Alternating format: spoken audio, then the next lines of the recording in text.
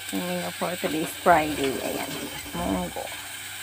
Munggo, pampaganda ng, sabihan munggo is pampaganda ng tuhod yan. Ayan. Tapos, lagyan ko siya ng dahon ng malunggay. Ayun. Yung munggo kasi nagisa ko nga malambot na.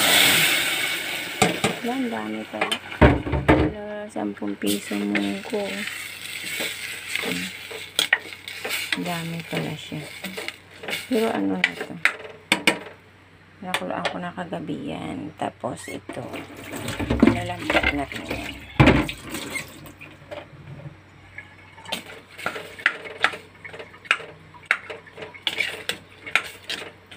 Sarap na drog-drogin ko pa ito. Yan.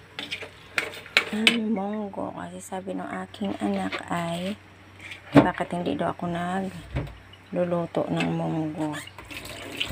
Okay. Kaya magmunggo kami ngayong Biyernes. Ayan, kumukulo-kulo na ang aking munggo. Ayun. Wow, yummy. Ayan yung ang munggo. Pampatibay ng tuhod.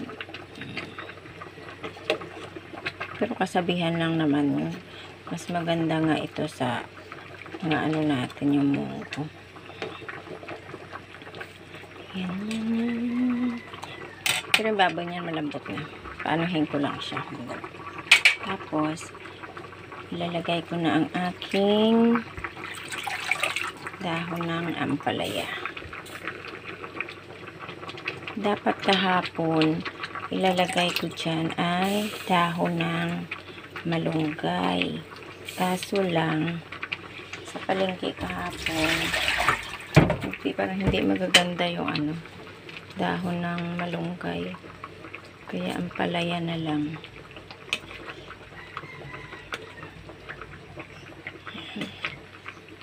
Ang dahon ng ampalaya.